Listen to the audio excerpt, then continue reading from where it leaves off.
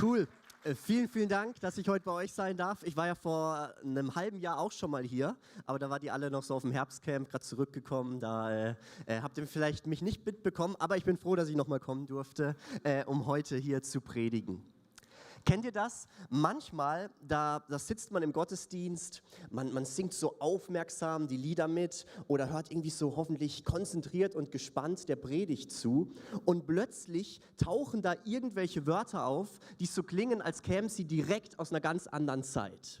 Oder vorhin doch auch, wir singen dann vom Lamm, das geschlachtet wird. Oder wir hören irgendwas vom Sühnetod Christi. Und es sind alles so große Begriffe, die viele von uns irgendwie gern verwenden, vor allem so Worship-Leaders und Songwriters und Prediger wie ich. Aber viele wissen irgendwie gar nicht mehr so richtig, was hat es damit eigentlich auf sich. Und manche biblische Begriffe und vor allem so theologische Fachausdrücke, die klingen auch nach was ganz anderem, was sie eigentlich meinen. Vielleicht habt ihr auch schon mal das Wort gehört, in der Theologie verwendet man das fast immer, Eschatologie. Eschatologie. Und als ich das zum ersten Mal gehört habe, dachte ich, das wäre eine Krankheit. So, oh Alter, ich kann heute nicht in den Gottesdienst kommen, ich habe schon wieder Eschatologie. Ich habe Husten, ich habe Schnupfen, ich habe Halluzinationen. Wobei das letzte trifft es fast schon, weil Eschatologie ist so die Lehre von der Endzeit. So die letzten Dinge, was wird irgendwann mal passieren, aber irgendwie klingt es doch irgendwie anders. Oder Apokryphen. Das könnte eigentlich so ein neuer Name für so irgendeine Kryptowährung sein. Vielleicht sollte man das Donald Trump mal sagen, so Apokryphenkurs am Fallen oder steigen, wie auch immer. Aber eigentlich ist irgendwelche christliche Literatur. Und ihr merkt, es ist nicht immer so ganz klar, von was wir als Christen manchmal reden. Manchmal verstehen wir uns selber nicht und andere dann erst recht nicht. Und auch beim Bibeltext, um den es heute gehen soll und mit dem wir diese Serie zum Exodusbuch abschließen, da taucht auch so ein Wort auf. Ein Wort, das nicht nur in der Bibel oft verwendet wird, sondern vorhin ist auch schon aufgetaucht beim Singen und auch bei Predigten. Es kommt immer wieder vor, es wird fast schon inflationär verwendet und manchmal wissen wir gar nicht so richtig, was ist das überhaupt? Wer oder was ist das überhaupt? Und deshalb lese ich uns jetzt mal diesen Predigtext von heute vor, mit dem das Exodusbuch endet. Und während ich so vorlese, könnt ihr gerne ja mal so ein bisschen mittippen, was ist das wohl für ein Wort, auf das ich hier hinaus will. Ich lese aus 2. Mose 40 die letzten Verse. Dann bedeckte die Wolke das Zelt der Begegnung. Und die Herrlichkeit des Herrn erfüllte die Wohnung. Mose konnte nicht in das Zelt der Begegnung hineingehen, denn die Wolke lag darüber und die Herrlichkeit des Herrn erfüllte die Wohnung. Immer, wenn die Wolke sich von der Wohnung erhob, brachen die Israeliten auf. So war es, solange die Israeliten umherzogen. Wenn die Wolke sich aber nicht erhob, wanderten sie nicht weiter. Dann warteten sie, bis sie sich wieder erhob. Bei Tag lag die Wolke des Herrn über der Wohnung und nachts leuchtete Feuer aus der Wolke. Solange die Israeliten umherzogen, hatten sie immer die Wolke vor Augen. Das Wort, auf das ich hier hinaus will, das wir irgendwie sehr oft verwenden, aber was ist es überhaupt, ist dieses Wort, dieses große Wort Herrlichkeit. Herrlichkeit Gottes. Ich finde, es ist ein Wort, das suggeriert Klarheit, aber eigentlich ist es alles andere als klar. Weil wer oder was ist denn überhaupt diese Herrlichkeit Gottes? Was hat es damit auf sich und was hat die Herrlichkeit Gottes denn auch noch mit uns heute zu tun? Und deshalb wollen wir in dieser Predigt mal etwas länger, mal etwas intensiver hinschauen auf dieses Wort, auf diese Herrlichkeit Gottes. Und wir wollen das in der Predigt tun in Form von so einer biblischen Spurensuche.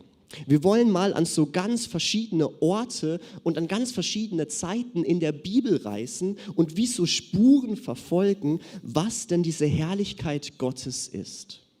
Und damit wir dabei jetzt nicht irgendwelche falschen Spuren verfolgen oder uns irgendwie verirren oder irgendwie ins Leere laufen oder plötzlich irgendwie auf ganz andere Wege gelangen, da glaube ich, dass uns der Bibeltext, den ich gerade vorgelesen habe, dass der uns wie so die erste Richtung vorgibt von dieser Herrlichkeit Gottes und welche Spur wir vielleicht mal verfolgen können. Weil das Buch Exodus, das endet eigentlich mit einem offenen Schluss. Und vielleicht habt ihr es auch gemerkt, es ist eigentlich gar nicht so jetzt das große Happy End. Es geht gar nicht so richtig gut aus. Wir haben gerade davon gelesen, endlich steht die Stiftshütte, ein Zelt, wo man Gott begegnen kann, wo Mose Gott begegnen soll. Aber das Ding ist, Mose kann nicht rein in dieses Zelt der Begegnung. Er kann da nicht rein, weil diese Herrlichkeit Gottes drin ist. Und wie verrückt, wie komisch ist eigentlich das? Da gibt es dieses Zelt der Begegnung, endlich ist es da will Gott den Menschen begegnen, aber die können da nicht mal rein. Sie können nicht ins Zelt, wo sie Gott begegnen sollen, weil Gott drin ist. Weil Gott drin ist, kann Mose nicht rein. Mose kann nicht rein. Wie wäre es vielleicht dann, wenn Gott rauskommen würde? Muss dann vielleicht Gott rauskommen, wenn Mose nicht rein kann? Und das soll mal wie so die erste Fährte sein. So die erste Richtung auf unserer Spurensuche nach dieser Herrlichkeit Gottes. Und diese Spur wollen wir jetzt mal miteinander verfolgen. Ja, wenn Mose nicht rein kann, vielleicht muss Gott dann halt rauskommen. Bei so einer Spurensuche, da verfolgt man ja immer so verschiedene Hinweise. Man folgt so verschiedenen Signalen. Und ich glaube, so ein erster Hinweis auf unserer Spurensuche nach Gottes Herrlichkeit ist die Stelle in der Bibel, wo dieses Wort Herrlichkeit zum ersten Mal erscheint. Wo dieses Wort Herrlichkeit zum ersten Mal auftaucht. Weil ihr müsst wissen, wenn es um die Definition, wenn es um die Erklärung, wenn es um die Bedeutung von so großen Wörtern geht in der Bibel, Herrlichkeit, Sabbat, Sünde, was ist es alles, dann lohnt es sich, da mal hinzuschauen, wo dieses Wort zum ersten Mal auftaucht. Weil meistens wird gerade dort deutlich, was dieses Wort eigentlich meint. Und wir wollen das jetzt mal gemeinsam tun. In unsere Bibel schauen, in unseren Bibeln blättern und mal schauen, ja, wo kommt denn jetzt dieses Wort zum ersten Mal vor? Und das Interessante ist, wir müssen dabei gar nicht so lang blättern, sondern wir landen eben auch wieder in diesem Buch Exodus. Nämlich bei einer Geschichte, die ihr auch schon hattet in dieser Predigtserie, nämlich bei Israels Auszug aus Ägypten. Wir landen beim Pharao, der dieses Volk Israel in der Sklaverei gehalten hat und plötzlich konnten sie abhauen, plötzlich hat Gott sie befreit und mit Blick auf diese Flucht, wie jetzt das Volk Israel flieht aus Ägypten, da hören wir plötzlich Gott Folgendes sagen, mit Blick auf den Pharao, mit Blick auf diese Flucht. Und da taucht das Wort Herrlichkeit zum ersten Mal auf in der Bibel. Dann will ich das Herz des Pharao verstocken oder schwer machen, könnte man auch übersetzen, sodass er ihnen nachjagt. Darauf will ich mich am Pharao und an seiner ganzen Heeresmacht verherrlichen. Ich will meine Herrlichkeit zeigen. Und die Ägypter sollen erkennen, dass ich der Herr bin, und sie machten es so.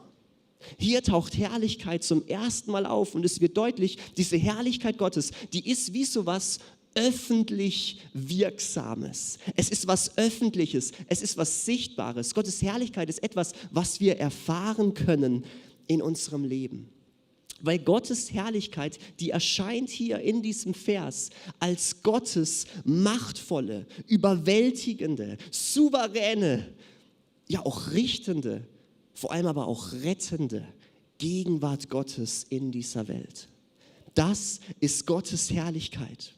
Und wenn man mal Gottes Heiligkeit vergleichen möchte wie mit einer Sonne, dann ist eigentlich seine Herrlichkeit wie so die Sonnenstrahlen, die plötzlich ich auf meiner Haut zu spüren bekomme. Gottes Herrlichkeit ist das, was wir von Gott spüren können, was wir von Gott sehen können. Gottes Herrlichkeit ist die spürbare Auswirkung seiner Größe und Macht. Das ist Gottes Herrlichkeit. Es ist diese spürbare Auswirkung von Gottes Größe und Macht. Und vielleicht merkt ihr schon, wie sich so unsere erste Fährte, unsere erste Vermutung hier so ein bisschen bestätigt, dass diese Herrlichkeit Gottes raus will. Sie will erlebt werden. Sie will entdeckt werden. Gott möchte den Menschen begegnen mit seiner Herrlichkeit, mit seiner Größe und Macht.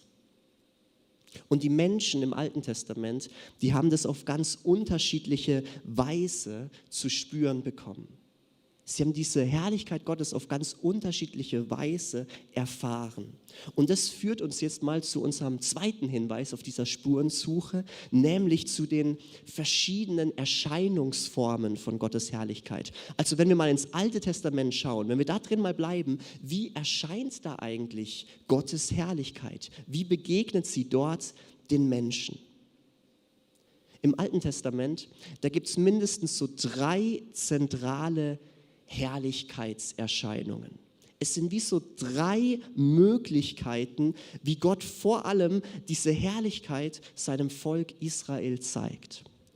Und die erste Möglichkeit, die erste Erscheinung von seiner Herrlichkeit ist die Schöpfung. Also Gott vermittelt seine Herrlichkeit durch die Schöpfung.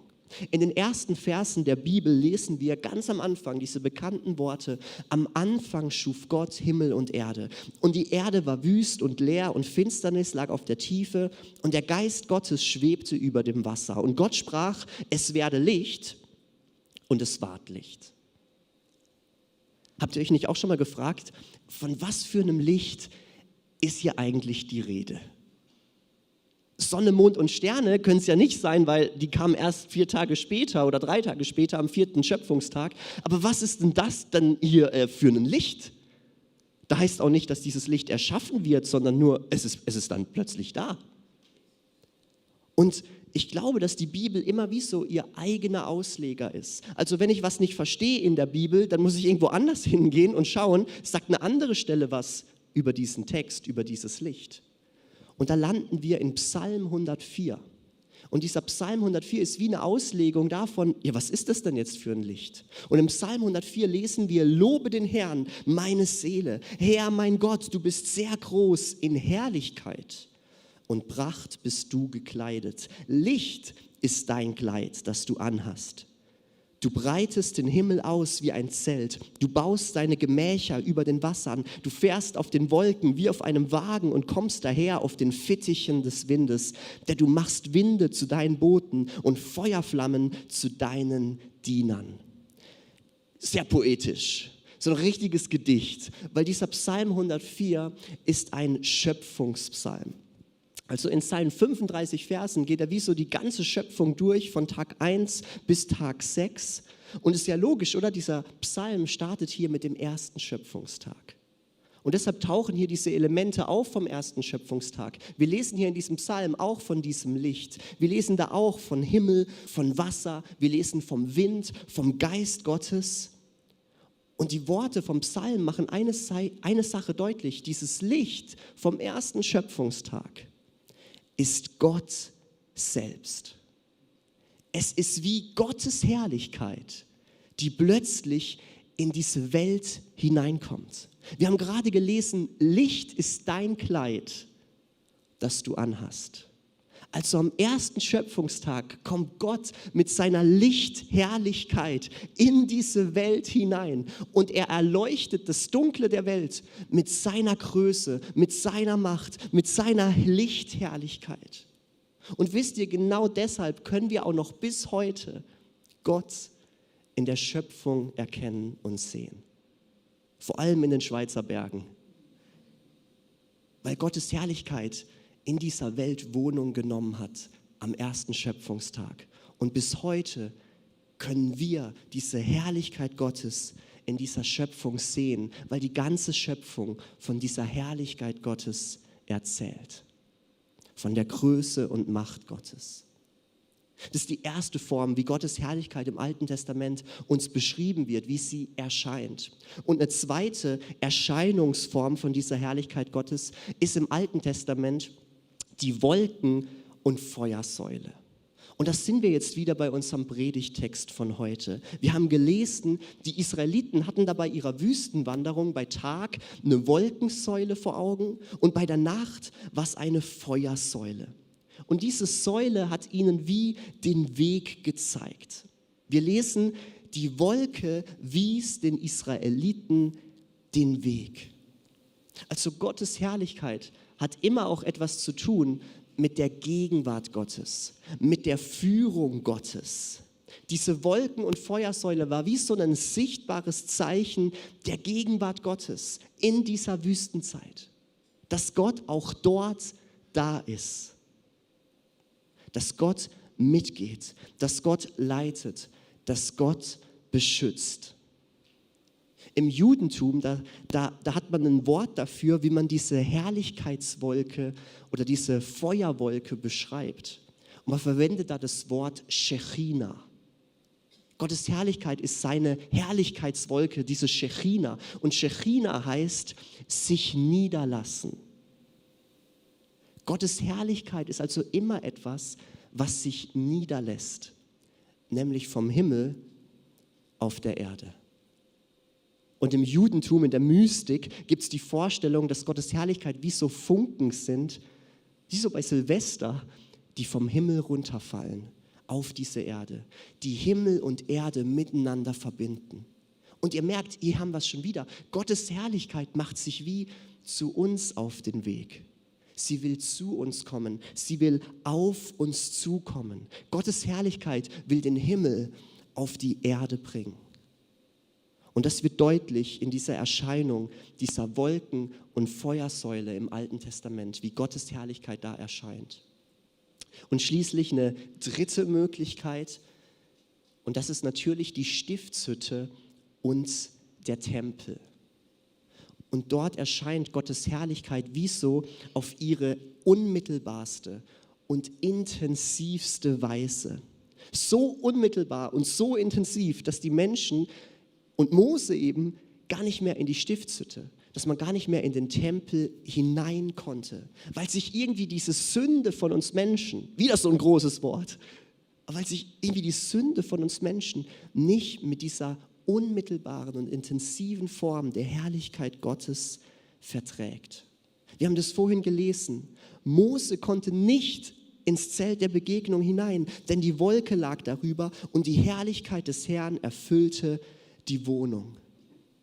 Und das Lustige ist, ein Vers später, vielleicht macht ihr da auch bald eine Serie dazu, im Levitikus, im 3. Buch Mose 1, Vers 1, viel Spaß dann damit, aber da lesen wir dann plötzlich, wie Mose sogar dann mit einer Art Sicherheitsabstand mit Gott kommunizieren musste, weil er konnte nicht rein. Wir lesen dann ein Vers später im nächsten Buch, der Herr rief Mose zu sich und sprach mit ihm vom Zelt der Begegnung aus. Also die konnten nicht rein. Und sie mussten da Abstand halten und vom Zelt aus haben sie dann irgendwie Gott gehört. Aber dann, 9 Kapitel später, da heißt es dann plötzlich, Mose und Aaron gingen ins Zelt der Begegnung hinein. Und man fragt sich, warum geht es jetzt plötzlich? Was ist da jetzt passiert? Was ist da dazwischen passiert, zwischen diesen 9 Kapiteln? Was ist da abgegangen? Und in diesem Dazwischen, da wurde dem Volk Israel die Opfergesetze gegeben. Es wurden Priester eingesetzt und man hat das erste Tier geopfert. Das erste Opfer hat stattgefunden. Und die Vorstellung und auch die Wirklichkeit war wie, dass dieses Blut von diesem reinen und makellosen Tier jetzt wie die Sünde von Mose und Aaron überdeckt und bedeckt. Und weil dann plötzlich die Sünde bedeckt und überdeckt war, konnten Mose und Aaron wieder rein in dieses Zelt der Begegnung und sie konnten dieser intensiven und unmittelbaren Form der Herrlichkeit Gottes begegnen. Und ich kann dir nicht sagen, wie das funktioniert hat. Ich check's nicht. Wie, so ein Tier, Opfern, Blut, ich weiß nicht, wie es funktioniert. Aber weißt du, was viel wichtiger ist? Dass es funktioniert. Ich weiß auch nicht, wie meine Verdauung funktioniert. Und ehrlich gesagt ist mir egal, wie sie funktioniert. Mir ist nur wichtig, dass sie funktioniert. Es gibt so viele Dinge in unserem Leben, wo wir nicht checken, wie geht's. Aber wichtig ist, dass es funktioniert. Und das funktioniert hier. Dieses Tier, dieses Blut von diesem Lamm macht es möglich, in die Gegenwart Gottes zu kommen. Aber das Interessante ist eigentlich noch was ganz anderes. Ich glaube nämlich, dass Gott eigentlich das nie gewollt hat, dass seine Herrlichkeit dann nur im letzten Hinterzimmer vom Tempel zu finden ist, im Allerheiligsten. Sondern was Gott eigentlich schon immer wollte, ist, dass diese Herrlichkeit rauskommt. Dass sie zu den Menschen kommt. Dass sie nicht eine Todesmacht ist, wo wir Menschen plötzlich umkippen, weil wir dieser Herrlichkeit Gottes begegnen, sondern eigentlich möchte seine Herrlichkeit eine Lebenskraft sein, die uns Menschen neues Leben gibt. Sie möchte nicht da einfach drin bleiben, sondern sie möchte zu uns kommen. Und 2 Stellen im Alten Testament sind dafür sehr bezeichnend, weil Mose und Aaron, und das ist die erste Stelle, gehen da jetzt in dieses Zelt rein. Aber direkt, nur ein Vers später, heißt es dann plötzlich, als sie wieder herauskamen, segneten sie das Volk. Und da erschien die Herrlichkeit des Herrn dem ganzen Volk. Die Herrlichkeit Gottes wollte dann nicht nur drin bleiben. Plötzlich kommt sie wieder raus und erscheint dem ganzen Volk als Gottes Lebenskraft. Und ganz egal, wie sündig oder nicht die Menschen da irgendwie waren oder wie rein oder unrein oder wie gut oder schlecht, plötzlich kommt Gottes Herrlichkeit raus. Und genau deshalb zerreißt auch beim Tod von Jesus dieser Vorhang im Tempel. Aus der Stiftshütte wurde später der Tempel. Dieser Vorhang zerreißt plötzlich wegen diesem Blut von Jesus.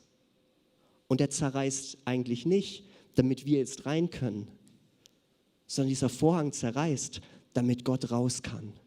Gott kommt raus. Und zwar zu allen Menschen. Wir lesen an ganz vielen Stellen, wie alle Menschen damals auch schon zum Tempel hingepilgert sind. Auch Nicht-Christen, Nicht-Juden, Heidenmenschen. Weil diese Herrlichkeit Gottes so eine Ausstrahlung hatte und sie alle Menschen irgendwie berührt und verändert hat. Und noch eine zweite spannende Stelle, wo Gottes Herrlichkeit rauskommt, wo das wie deutlich wird, sie will nicht da drin bleiben, sie will raus aus dem Tempel, ist die Einweihung vom Hesekiel-Tempel. Hesekiel beschreibt da, wie so ein Tempel mal gebaut werden soll und wie er dann eingeweiht wird. Und eigentlich so eine Einweihung ging immer 7 Tage. 7 Tage hat man gefeiert, endlich ist der Tempel da. Beim ersten Tempel war das so und nach 7 Tagen ist dann die Herrlichkeit Gottes, hat sich verdrückt ins Allerheiligste rein. Aber das Spannende beim Hesekiel-Tempel passiert es nicht. Die Herrlichkeit Gottes bleibt einfach da. Sie verdrückt sich nicht ins letzte Hinterzimmer vom Tempel, sondern plötzlich der ganze Tempel ist erfüllt mit Gottes Herrlichkeit. Er strahlt sogar raus. Und warum? Weil sich Gottes Herrlichkeit ausbreiten will. Weil Gottes Herrlichkeit immer Totes wieder lebendig machen möchte. Und bei Hesekiel wird es beschrieben, wie Gottes Herrlichkeit wie so ein Wasserstrom ist, wie so ein Lebensstrom, der durch die Wüste fließt. Und überall, wo Gottes Lebensstrom, seine Herrlichkeit vorbeikommt, bringt sie die Wüste wieder zum Blühen. Das Wasser fließt in ein Gebiet im Osten vom Tempel her und dann in den Jordangraben. Der Fluss mündet schließlich ins Tote Meer und macht das Wasser darin lebendig. Denn wenn der Fluss ins Meer fließt, wird aus dem salzigen Meerwasser wieder Süßwasser. Es wird viele Fische geben. Überall, wo der Fluss fließt, wird es von Lebewesen wimmeln. Ja, überall dort, wo der Fluss vorbeifließt, wo Gottes Herrlichkeit vorbeifließt, wird es Leben geben. Gottes Herrlichkeit ist nicht einfach nur eine krasse Macht und eine krasse Größe von Gott. Es ist auch seine Lebenskraft. Sie macht Totes lebendig. Sie macht Krankes gesund. Sie macht Zerbrochenes wieder ganz und Leeres wieder voll. Und Erschöpfte bekommen neue Kraft und Schwache bekommen neue Stärke. Und während ich hier so rede über Gottes Herrlichkeit, dann erinnert mich das natürlich an Jesus. Weil all das trifft auch auf Jesus zu. Das ist es, was Jesus tun möchte, damals wie heute, auch in deinem Leben. Und es führt mich zu einem dritten Hinweis von dieser Herrlichkeit Gottes, der jetzt was zu tun hat mit Jesus. Und ich habe ihn mal genannt, Gott liebt Zelten. Schau direkt am Anfang vom Johannesevangelium, da wird beschrieben, dieser Jesus ist Gottes Herrlichkeit in Person. Jesus ist Gottes Herrlichkeit in Person, genauso intensiv erlebbar wie damals im Tempel. Und wir lesen am Anfang vom Johannesevangelium in Vers 14 von Kapitel 1, und das Wort ward Fleisch und wohnte unter uns, und wir sahen seine Herrlichkeit, eine Herrlichkeit als des eingeborenen Sohnes vom Vater voller Gnade und Wahrheit. Hier heißt es, auf kompliziert ausgedrückt, Jesus wird Mensch. Und er wohnte unter uns.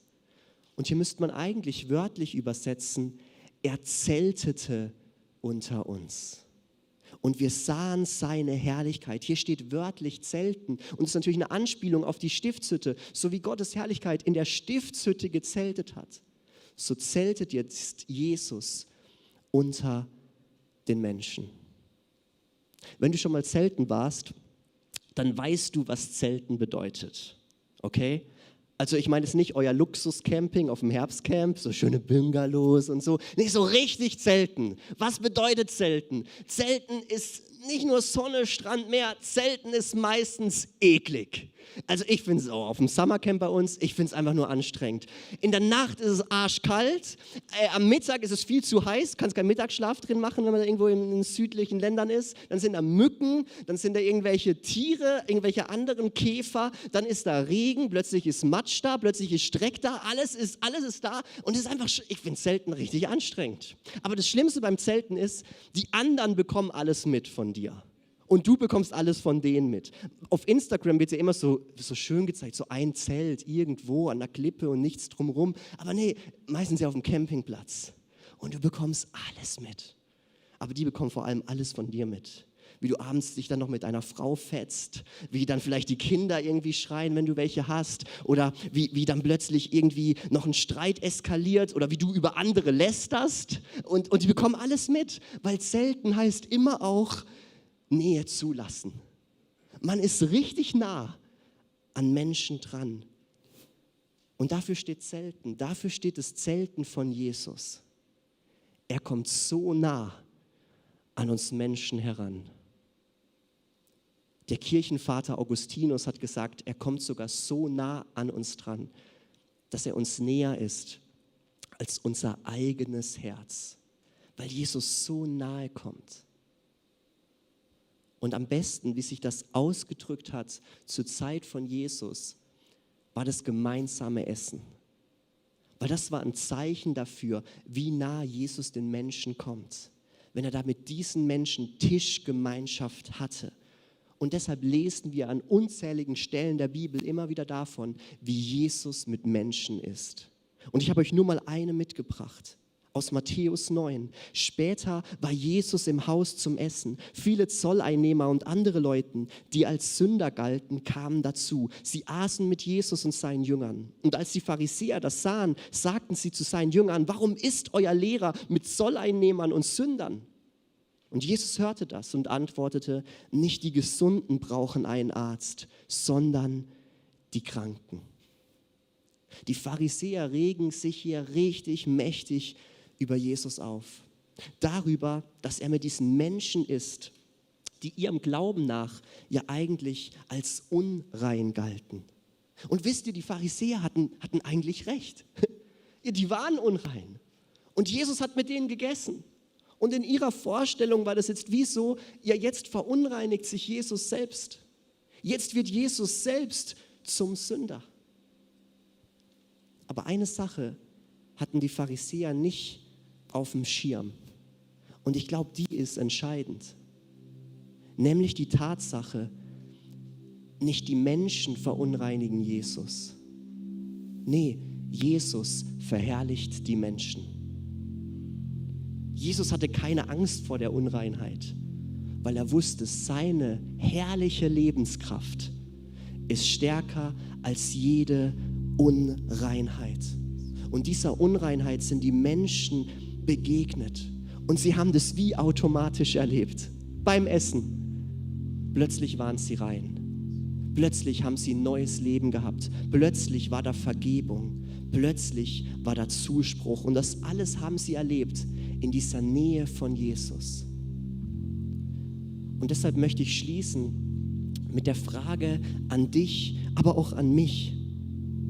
Willst auch du Gottes Nähe in deinem Leben zulassen?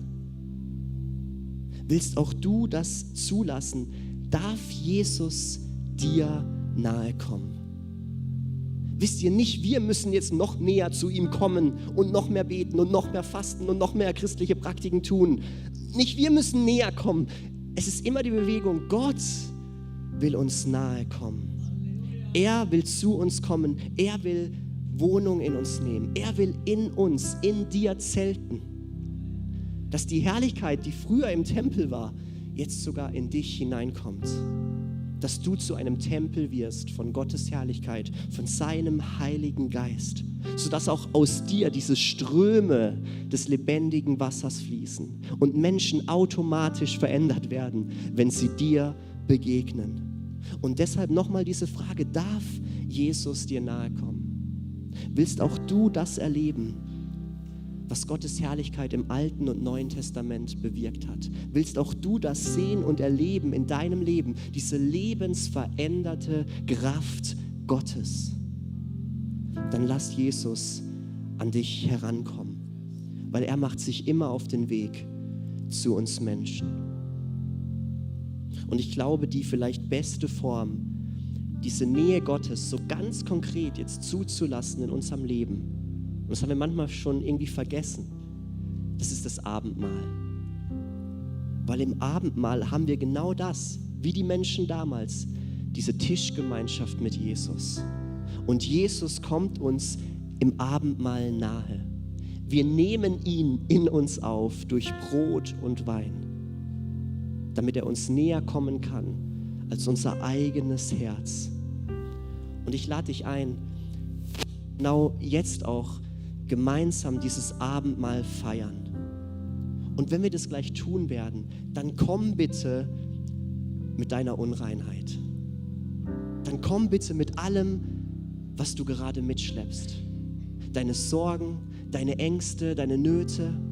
Komm mit deiner Schuld, mit deiner Scham, mit deiner Angst. Komm mit deiner Kraftlosigkeit und wo du zerbrochen bist und wo du vielleicht Krankheit hast. Weil Jesus möchte sich darin verherrlichen. Er möchte sich darin groß machen. Dass deine Unreinheit wie zu seiner Bühne wird, wo er seine Herrlichkeit präsentieren kann. Jesus möchte dir, und das glaube ich, und dafür haben wir gebetet heute Morgen, er möchte dir nahe kommen. Er liebt es sogar in deiner Dunkelheit, was dich beschäftigt, was dunkel ist in dir. Er liebt es da, Wohnung drin zu nehmen, mit seinem hellen Licht. Und deshalb lade ich euch jetzt ein, kommt und ist alles bereit. Ihr findet hier vorne einen Tisch und dort hinten in der Mitte. Und dort stehen Menschen, die euch das Abendmahl überreichen, Brot und Wein, was Jesus für uns getan hat am Kreuz. Und nehmt es in Anspruch, geht dann zu eurem Platz und nehmt es dort ein. Mit dem Bewusstsein, was ist heute die Unreinheit, die du Jesus bringen möchtest? Was ist es, wo du dir wünschst, dass Jesus sich darin verherrlicht? Lasst uns das jetzt gemeinsam tun, lasst uns aufstehen, kommt hier vor zu dem Tisch, dort hinten, nehmt das Abendmahl, es nimmt dann jeder für sich einfach ein und lasst uns so zum Ausdruck bringen, Jesus, du darfst uns heute nahe kommen. Amen.